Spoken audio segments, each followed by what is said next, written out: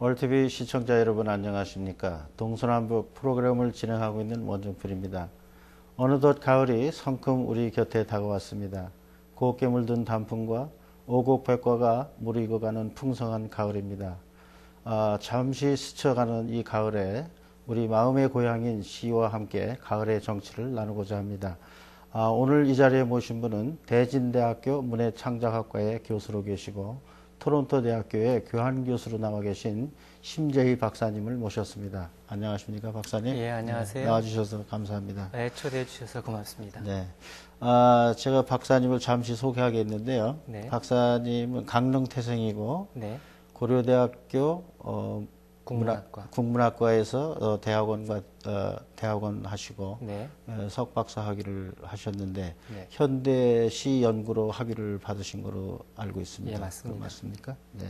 그리고 97년도에 문학 종합 개간지에 작가 세계 신인상으로 이제 등단하셔서 지금 현재까지 활발하게 활동하고 계시고요. 네, 맞습니다. 그리고 2002년도에 제8회 현대시 동인상을 수상하신 거로 제가 알고 있는데 맞습니까? 예, 맞습니다. 네. 그리고 그 기념 시집으로 적당히 쓸쓸하게 부는 바람 부는 그 시집을 내시고 네. 또 2007년도에 또 그 그늘이라는 시집을 내신 거로 제가 알고 있는데 네, 두 권의 시집을 가지고 있습니다. 네.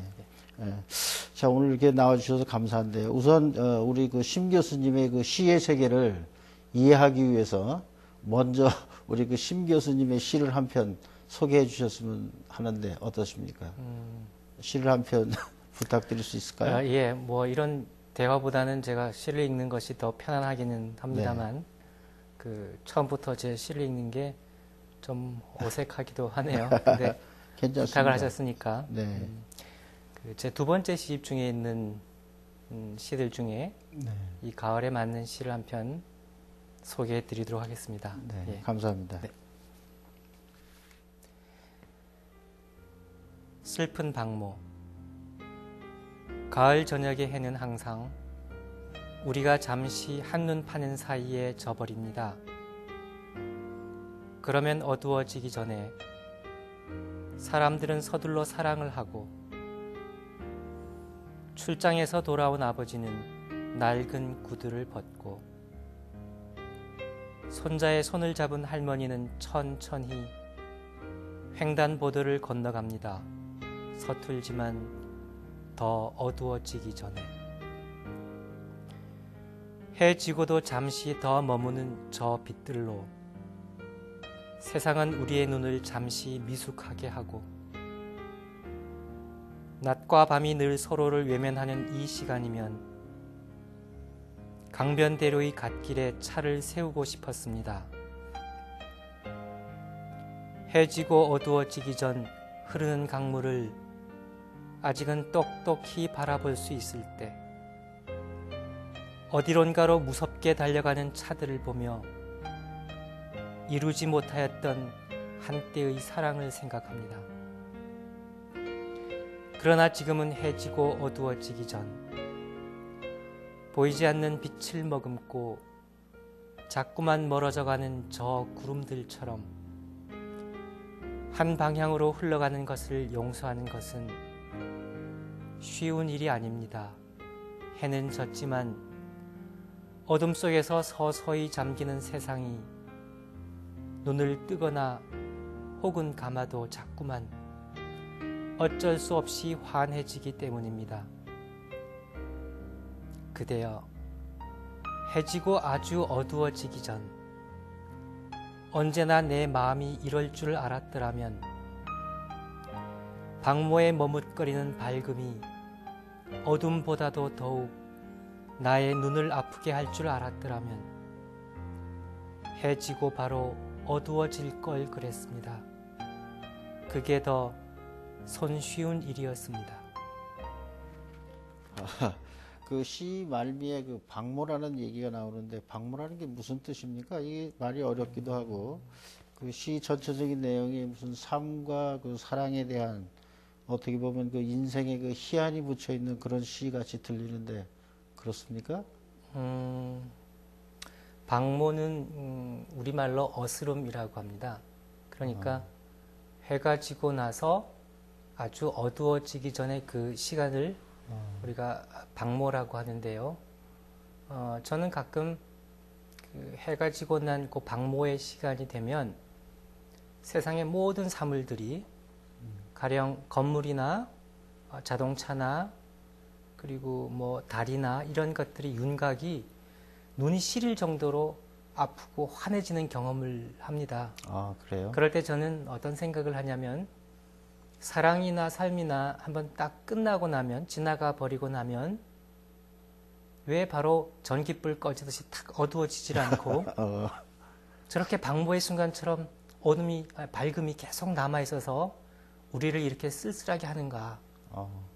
그래서 저녁 시간이 되면 사람마다 느낌은 다르겠지만 저는 우리 인간이 가지고 있는 집착이나 후회나 미련들 이런 것들이 자꾸 떠올라서 마음이 쓸쓸해지는 경험을 많이 하곤 합니다. 이 시도 그런 맥락의 시입니다. 아, 그렇군요. 예.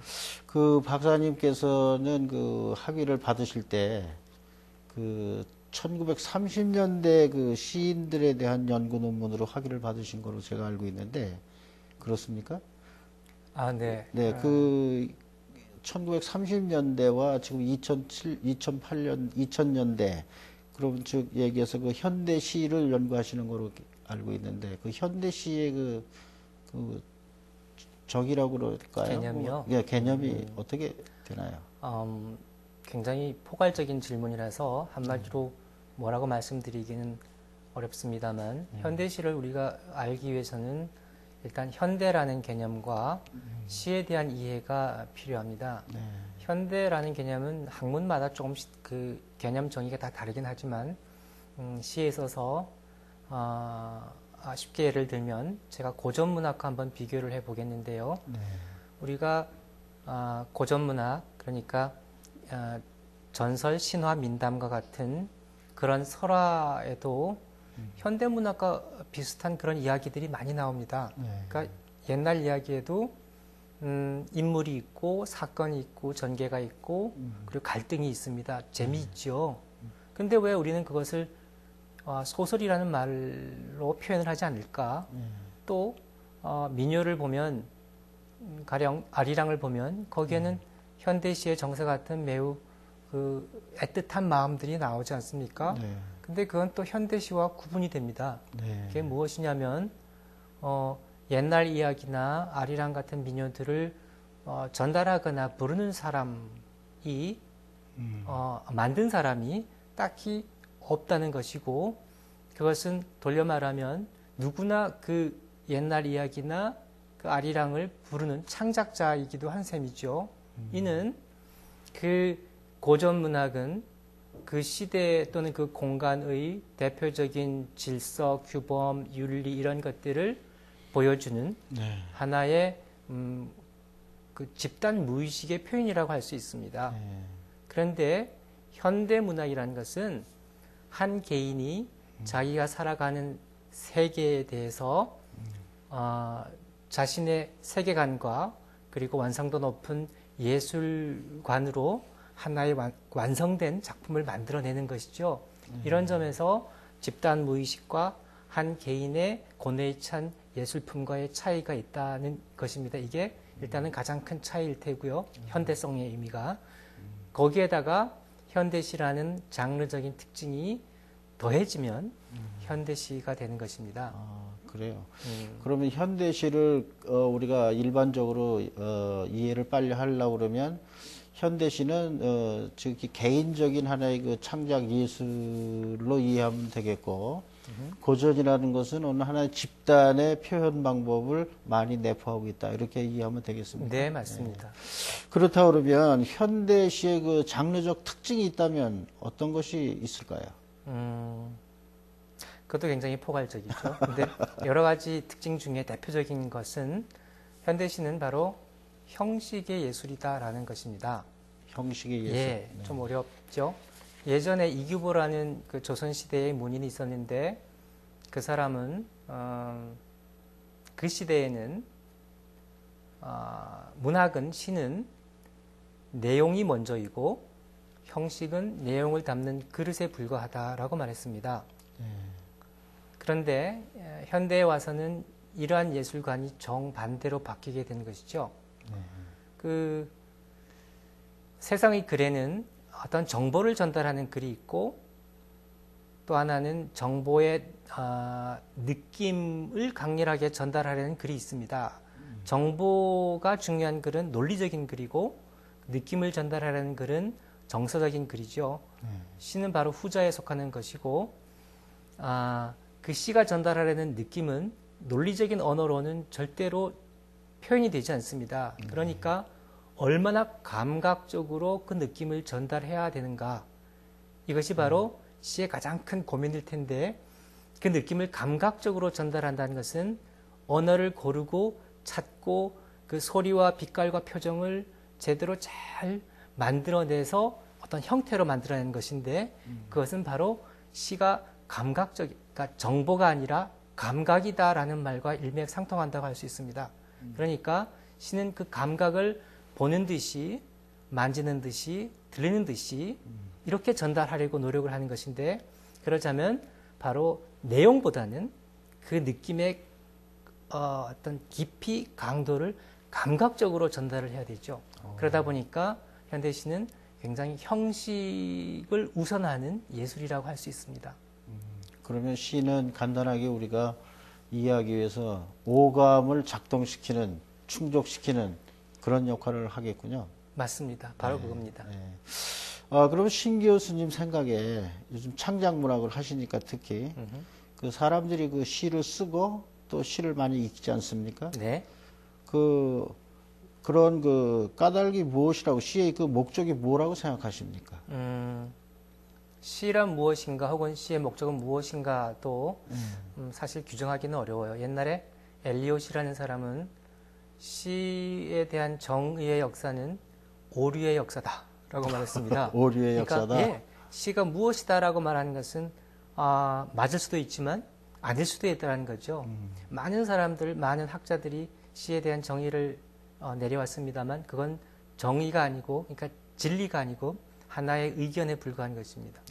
그만큼 시의 목적이나 시에 대한 정의를 규정하는 것은 어려운 일인데 제 생각에는 시를 쓰고 읽는 목적은 첫째가 나 자신을 확인하는 일이 아닐까 싶습니다. 현대를 흔히 일러 정체성의 위기의 시대라고 말을 하는데 이는 우리가 되고 싶어하는 나와 현재의 나 사이에는 굉장한 갭이 있지 않습니까? 그렇겠죠. 이 다원화된 사회에서 수많은 가치를 추구하다 보니까 우리는 굉장히 내가 누구고 나는 어떻게 살아야 되는가에 대한 혼란을 가지고 있는데 시를 쓰거나 읽으면서 우리는 이런 것이 온당한 삶이구나, 이런 것이 바른 삶이구나, 이렇게 살아야겠다라고 생각하고 확인할 수가 있고요. 두 번째는 또 대표적인 목적 중에 하나인데 표현을 찾아가는 즐거움이 있습니다. 우리는 시란 것은 막연한 것을 말로 표현하는 것인데 그 막연한 것을 정확한 표현으로 형상화할 때의 즐거움은 대단한 것입니다.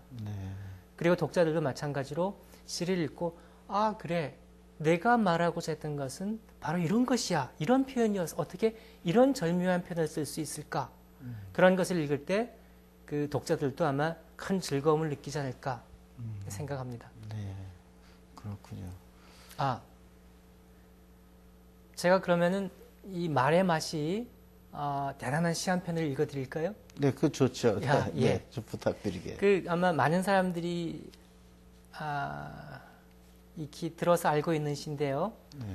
황동규 선생의 즐거운 편지라는 시입니다. 네. 한번 읽어보겠습니다. 네. 즐거운 편지. 내 그대를 생각함은 그대가 앉아있는 배경에서 해가 지고 바람이 부는 일처럼 사소한 일일 것이나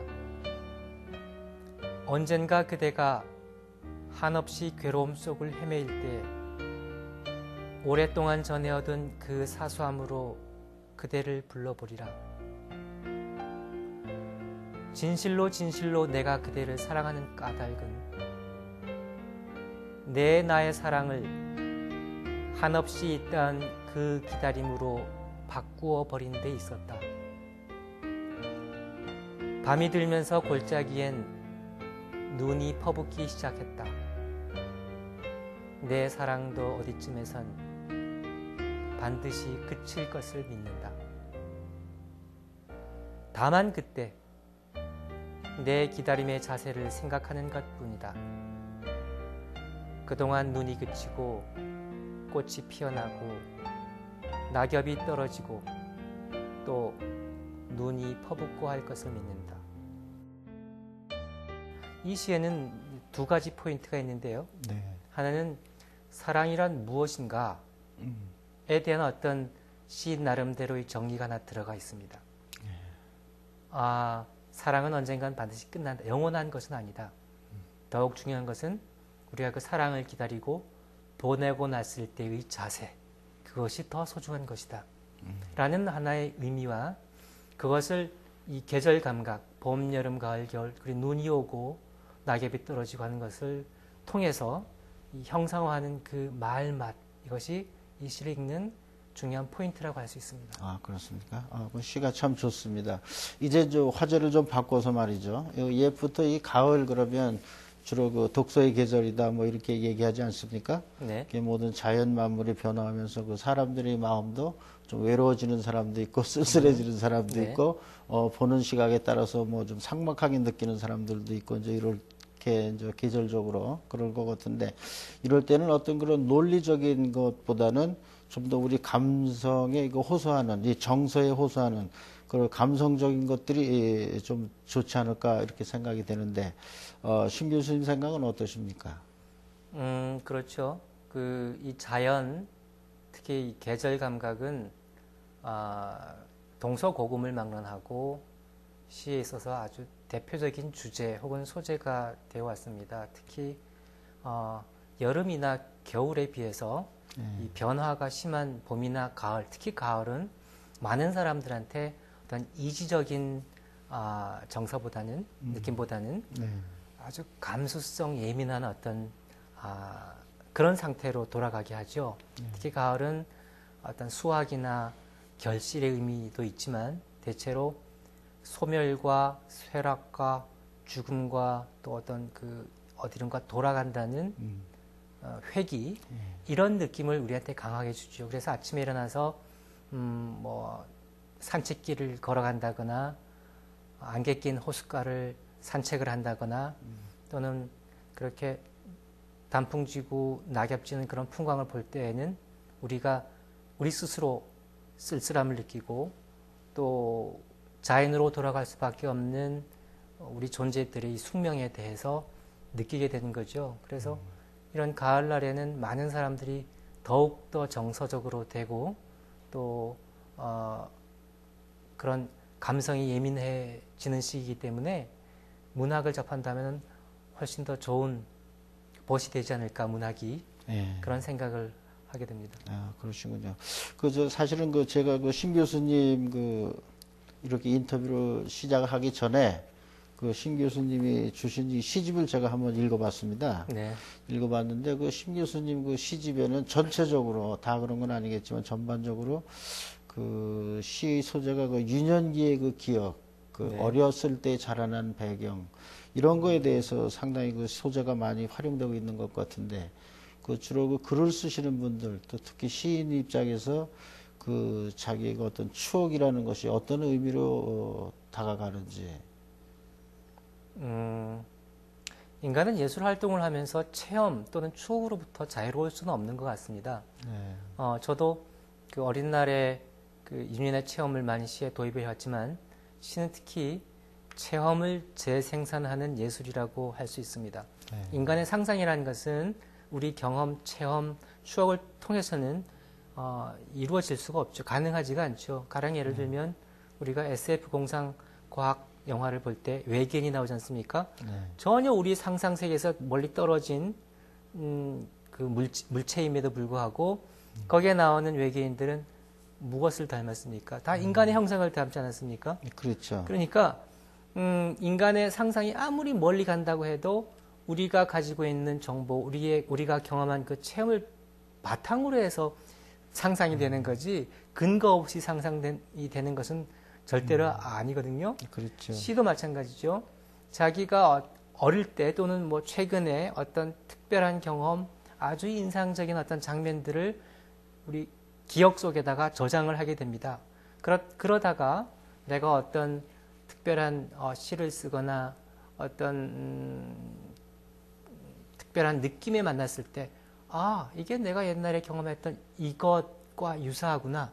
그래서 그러한 자기의 기억의 저장소에 있던 그 인상들을 끄집어내서 감각적으로 형상화하는데 활용을 하게 되는 것입니다. 아, 그렇군요. 그래서 과거의 시간도 현재 와서 유용하게 사용될 수 있는데, 그 학자들은 이런 시간의 속성을 역사적 현재다라는 말로 표현을 하기도 하죠. 역사적 현재다. 네네. 그러니까 현재에 소용되는 그 과거의 기억들도 현재적으로 현실적이고 현재라는 거군요. 결국. 네. 그러니까 과거의 그 개인적이고 특정한 체험이지만 그 시의 텍스트 속에서는 현재의 경험이 되기도 하고. 네. 그러니까 일종의 그 보편 체험을 의미하는 거라고 말씀하시는 것 네, 같은데. 맞습니다. 그렇습니까? 우리가 문학을 시를 쓰거나 시를 읽을 때 중요한 것은 그 체험이 과거에 국한돼서는 안 된다는 것입니다. 특히 시를 쓸 때 이 체험이 과거의 어떤 일을 소개하는 데에 그친다면 그것은 단순히 기록에 불과하거나 한 개인의 일기에 불과한 것이죠. 그래서 이 체험이 동시대 지금의 우리 삶에 어떤 의미로 환기될 수 있는가. 그래서 지금의 어떤 보편적인 진리를 우리에게 전달하는데 이 체험이 활용되어야지 그냥 단순히 과거의 기억에만 머무는 하나의 사건에 불과하다면 그것은 굉장히 문학에 있어서는 좀 쓸모없는 기억, 추억이 되지 않을까 싶습니다. 아, 그렇군요. 예. 그러니까 그러면 결국 독자들이 시를 대할 때, 네. 그 읽을 때에는 자신의 경험을 상당히 그 충실하게 맞습니다. 생각해서 적용해서 읽는 것이 좋겠다 그런 예. 말씀이군요. 제가 어떤 지금 뭐 가을 저녁이라고 말하면 모든 사람들이 다 다른 자신만의 기억을 가지고 있죠. 그래서 시인은 그걸 가지고 시를 쓰고 독자들은 시를 읽을 때 자신의 경험에 빗대어서 그 시를 해독해 나가는데 많은 자신의 경험을 동원하는 사람들이 시를 잘 읽는 사람이라고 할 수 있습니다. 아, 그렇군요. 네. 그 신 교수님께서 벌써 이 토론토에 와서 그 새로운 것들을 많이 경험했을 것 같은데, 그 신 교수님의 그 시에서는 어떤 모습으로 그 토론토의 모습이 나타날지도 궁금하고, 그래서 지난 겨울에 오셨죠? 네, 맞습니다. 네, 그 토론토에 와서 보시고 느낀 것들이 있다면 잠시 소개하실 수 있겠습니까? 예, 저는 토론토에 와서 가장 많이 즐긴 것이라면 하늘과 바람과 나무라고 할 수 있습니다. 네. 참 대단하더만요. 좀 다르죠? 예, 특히 이제 이 가을에는 밖에 나가서 눈을 들면 시야의 한 80% 파랄이 네. 하늘이지 않습니까? 그렇죠. 그런데 집이 낮기 때문에 더욱더 그러하겠죠. 그래서 이게 이곳의 가장 큰 재산은 아닌가. 이게 서울에서는 이런 것을 즐길 수가 없어요. 근데 제가 또 나중에 곰곰이 생각하니까 서울에서는 과연 이런 것이 없을까? 종류는 다르겠지만 서울에도 분명히 우리가 느낄 수 있는 것들이 많았을 텐데 네. 단 하나 없는 것이 있다면 그것을 즐길 마음이 없었던 거죠. 네. 그러니까 토론토나 서울이나 어디에서든 그것을 즐길 수 있는 여유와 좀 더 넉넉한 마음이 없다면 어디에서나 다 감옥이 아닐까 싶습니다. 아, 그렇군요. 네. 그래서 네. 그래서 저는 이곳에 와서 그 참 넓은 깨끗한 자연을 즐겼고 또 하나 느낀 것이 있다면 고독과 자유에 대해서 느꼈습니다. 저는 그 1월 달에 왔는데 참 사람은 고독한 존재로구나 라는 생각을 했고요. 자유로워진다는 것은 또 얼마나 어려운 일인가 하는 생각을 해봤습니다. 아, 그래요? 예. 그 사람이 자유로워지는 것이 어렵다고 하시는 게 이게 무슨 뜻입니까? 사람들은 누구나 다 자유로워지기를 원하죠. 그렇죠. 그래서 현실의 관계들로부터 떠나서 여행을 하거나 또는 멀리 가기도 하고 이민의 목적 중에 하나가 그런 것이 아니겠습니까? 그 얽혀 있는 많은 관계들로부터 벗어나기 위한 하나의 노력이 이민이 아닐까, 뭐 감히 이렇게 생각을 해봅니다만, 저는 여기에 와서 지난 1월 달에 왔는데 길었지 않습니까? 지난 겨울이. 그 지루하고 단순한 생활 속에서 저는 참 뭐랄까 심심하다는 생각을 많이 했었습니다. 근데 나중에 알고 보니 그게 외로움이더라고요. 네. 예. 외로움을 극복해야지 사람이 자유로워진다는 것을 알았는데 그 외로움조차 즐길 수 있는 마음의 상태를 제가 얻기가 굉장히 어려웠습니다. 네. 그래서 많이 외로워했는데 덕분에 저는 여기 와서 고독에 대해서도 많이 생각을 했고요. 네. 요즘같이 이렇게 단풍이 이렇게 많이 지고 낙엽이 떨어지는 그런 풍경들을 보면서 우리는 태어나기를 저 나뭇잎 같이 태어난 것은 아닌가 하는 생각을 해봤습니다. 나뭇잎들이 모여서 큰 나무를 이루죠. 큰 사회, 우리가 사회를 이루는 것처럼. 그러나 알고 보면 저 나뭇잎 하나하나가 결국은 혼자 물들어가고 혼자 시들어가고 혼자 떨어질 수밖에 없는 존재가 아닌가. 우리도 물론 혼자 있는 사람은 외롭지만 뭐 사랑하는 사람이 옆에 있거나 가족이 옆에 있어도 우리는 고독을 느끼죠. 외로움을 느끼죠. 그래서 저는 이곳에 와서 인간은 근본적으로 참 고독한 존재이구나 라는 생각을 하게 됐는데 그 덕분에 아마 여기에서 많은 시들을 쓰게 되지 않았나 그런 생각을 합니다. 그러시군요. 그 심 교수님의 그 시를 우리가 좀 들으면 굉장히 우리 그 이민의 삶을 많이 돌아볼 수 있는 계기가 될 것 같은데 어떻게 한번 들어볼 수 있을까요? 토론토에 와서 작품 활동을 하신 게 있으면? 예, 부끄럽습니다만, 제가 여기에 와서, 이곳 이민사회의 어떤 표정들을 많이 포착을 하려고 노력을 해봤습니다. 근데, 이 사회를 모자이크 사회라고 하지 않습니까? 그렇죠. 용광로가 되지 않고 서로 모여서 하나의 전체를 이룬다는 것인데, 이는 무엇인가 동화되려는 힘과 또 자기의 정체성을 잃지 않으려는 어떤 힘이 공존하는 사회라고 생각을 합니다. 네. 그래서 여기 이 캐나다 토론토 한인사회가 자신들의 정체성을 잃지 않으려는 노력, 그리고 또 이 사회에 동화되어 가야 하는, 이 사회의 하나의 일원이 되어가는 노력을 아마 피나게 하지 않았을까 하는 생각을 해봤습니다.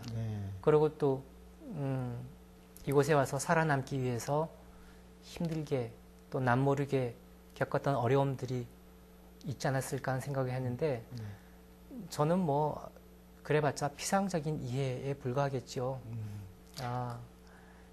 그렇게 해서 쓰긴 했습니다만 뭐 들어주신다면 한번 읽어보겠습니다. 그럼 먼저 토론토에 오셔서 보신 그 소감, 그것을 시로다 이렇게 표현하셨을 것 같은데. 네. 그 중에 최근에 토론토의 가을에 대해서 쓴 시가 하나 있는데요. 언덕들의 도시라는 시입니다. 제가 와서 놀란 것은 산이 없다는 것이죠. 여기에 산이죠. 끊임없이 구릉들로 이루어진 세계고 넓게 펼쳐진 개활지의 세계라서 참 여긴 숨을 데도 없구나 이런 생각을 했습니다. 그래서 이 언덕들을 따라서 저쪽 아래로 내려가면 바로 그 빌딩들의 세계가 나오지 않습니까? 다운타운이. 그렇죠. 많은 사람들이 그쪽으로 좀 더 가까워지려고 노력을 할 테고요. 그러나 또 어쩔 수 없이 또 바깥으로 밀려 나와서 또 자신의 삶을 또 꾸려나가야 되는데 참 외롭고 힘든 생활이구나 하는 생각을 하면서 한번 써봤습니다. 언덕들의 도시, 토론토의 가을. 세상에서 가장 길다는 영 스트리트 그 길을 따라가면 자주 내리막을 지나 다시 올라가야 하는 이곳은 언덕들의 세계. 높지도 않고 낮지도 않게 일렁대며 남쪽으로 흘러간다면 온타리오 호수가 높은 빌딩들이 다운타운에 가 닿겠네만 언덕마다 문을 열고 서 있는 바람의 사원들, 이곳까지 쫓아온 뭇 고향의 신전들, 살던 땅을 떠나와 오르막 비탈에 집을 세우고 마지막 언덕도 없이 처음의 집도 없이 어제도 오늘도 가을 물결처럼 한없이 밀려가며 밀려나오며 토론토라네. 사방 어디에도 숨어 살 수 없는 이 너른 개활지에서 오늘은 누가 저 물든 나무 아래에 잠시 머물다 갔는지 돌아서서 울다 간 사람의 마음처럼 그 나무에 잎들이며 흩날림이며 깊어가는 가을을 도저히 감출 길 없냐. 부끄럽습니다. 아유, 참 아주 훌륭합니다. 잘 표현하셨는데, 사실 우리 그 동포 사회에도 그 문인협회가 있습니다. 그 문인협회도 있고, 또 현재 훌륭하신 분들이 아주 활발하게 그 작품 활동을 많이 하고 계시거든요. 네. 그런데 이 기회를 통해서 이제 새로 시작하시려는 분들, 또는 이 가을 저녁에 시라도 한 편 쓰고 싶어 하는 그런 마음을 가지신 분들, 그런 분들을 위해서 혹시 좀 그런 관심 가지신 분들에게 조언을 해주신다면 어떤 것이 있을까요? 이 가을에 시를 쓰거나 읽는 것은 참 좋고 흐뭇한 일이죠. 그런데 이미 시를 쓰시는 분들은 아마 저와 같은 동업자니까 제가 그분들에게 뭐라고 말씀드리는 것은 적당치는 않는 것 같고요. 지금 막 시를 쓰려고 하는 입문자들에게 제가 도움이 될 만한 말을 한다면 한 몇 가지를 할 수가 있을 것 같습니다. 일단 시를 쓰기 전에 시에 대한 전제를, 시에 대한 입장을 먼저 세울 필요가 있습니다. 그러니까 나는 왜 시를 쓰는가? 이 마음을 정할 필요가 있습니다. 많은 사람들이 이렇게 물으면 글쎄 나는 좋은 시를 쓰고 싶어 라고 말을 하는데, 좋은 시를 쓴다는 것은 욕심이고요. 그러다 보면 자신의 마음보다도 좀 더 과장된 결과를 얻게 됩니다. 그러면은 좋은 시가 나오기 어려우니까 나는 시를 쓰는 것이 즐거워. 즐겁기 때문에 시를 써. 라는 마음으로 시를 써달라는 것이죠. 예. 두 번째는 조금 어렵긴 하겠지만 나는 어떤 스타일의 시를 쓰고 싶어 하는가. 또는 내가 지금 시를 쓰고 있다면 나의 시의 스타일은 어떤 것인가를 살펴볼 필요가 있습니다. 그러면은 이것저것을 기웃거리면서 돌아가는 그런 힘의 낭비를 아낄 수가 있습니다. 그 다음에 이제 좀 더 기술적인 측면으로 들어갔을 때 기초적인 오류인데요. 첫 번째가 문법의 오류가 있습니다. 시는 문법에서 좀 더 벗어난 자유로운 글이라는 생각을 갖고 있죠. 그런데 그걸 우리가 비문이라고 합니다. 비문도 어떤 특별한 효과를 내기 위한 비문이어야지 효과가 없으면서도 문법에 틀리고 하다못해 띄어쓰기가 틀리고 또 뭐 맞춤법이 틀린 것들은 기본적으로 그 시의 완성도나 또는 그 시에 대한 신뢰도를 아주 낮추는 그런 결과를 가져옵니다. 우리가 뭐 문법이 틀린 시를 보면서 뭐야? 이건 이것도 못 맞춘 사람이 어떻게 시를 쓴다고 그래? 라는 소리를 듣게 되겠죠. 그리고 두 번째는 체험 인식이 오류인데 대체로 시인들은 대단한 체험을 하고 있다. 그래서 그 체험을 시로 쓴다라고 생각하기 쉬운데 절대로 그렇지가 않습니다. 옛날 문인들은 뭐 특별한 체험을 하기 위해서 뭐 방랑도 하고 뭐 머리에서 이가 나오는 그런 체험도 하고 별 어려운 체험을 다 하지만 현대 와서는 그렇진 않고요. 우리가 일상에서 체험하는 모든 것들이 다 시의 소재가 될 수 있다. 생각하기 나름에 따라서 그건 대단한 시의 소재가 될 수 있다라고 여기는 것이 일단 중요합니다. 특별히 멀리 있는, 특별히 아주 일상적이지 않는 체험만이 시가 된다는 그런 편견은 버리는 것이 좋습니다. 그럼 일상생활에 있는 모든 소재가 시 소재가 될 수 있다. 그렇죠. 네. 예. 그 다음에 중요한 것은 거리 조절의 실패가 있습니다. 시에 있어서 가장 중요한 것은 시라는 것은 감정의 표현이 아니고요. 감각의 표현입니다. 네. 감정의 표현은 일기에서 나는 것이고요. 네. 감각적으로 표현한 것과 감정적으로 표현한 것은 많이 다릅니다. 내가 널 사랑해라고 말하는 것은 감정의 표현이고요. 그거 얼마나 어떻게 사랑하는가를 돌려서 말하는 것이 시입니다. 그러나 대체로 많은 사람들이 나 지금 외로워. 난 널 사랑해. 멀리는 그대가 너무 그리워라고 말들을 하지요. 근데 이렇게 뱉어버리면 그것은 자기가 말하고자 하는 바와 언어가 너무 가까이 붙어 있어서 독자들은 거기에서 무언가를 즐길 수가 없게 됩니다. 이것을 이제 거리가 부족한 경우고요. 거리가 지나친 경우도 있습니다. 지나치게 자기만 아는 언어를 써서 암호처럼 보이게 하는 그런 시들이 있습니다. 독자들이 알아주겠지.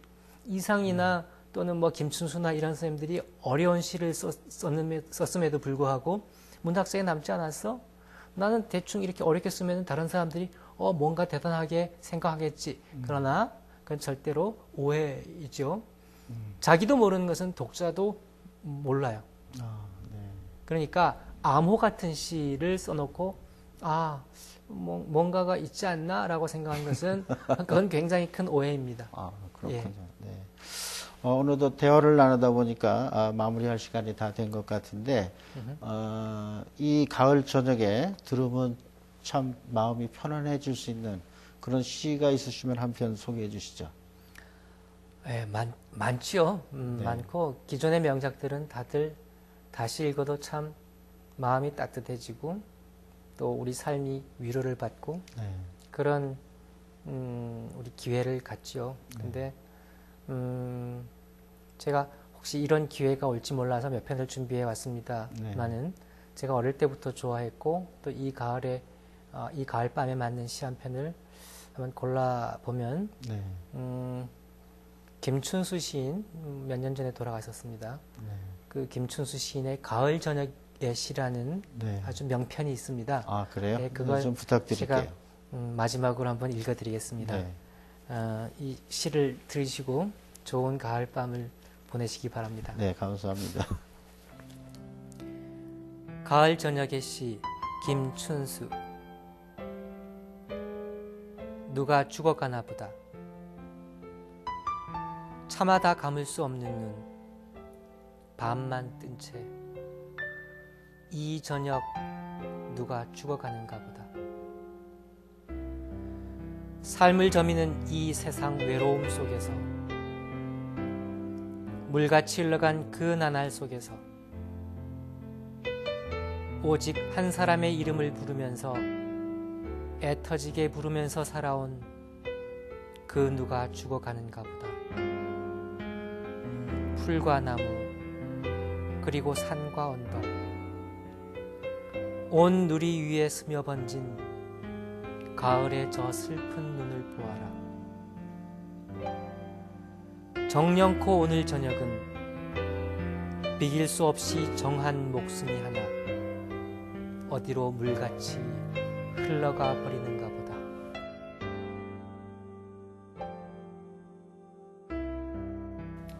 대단히 감사합니다.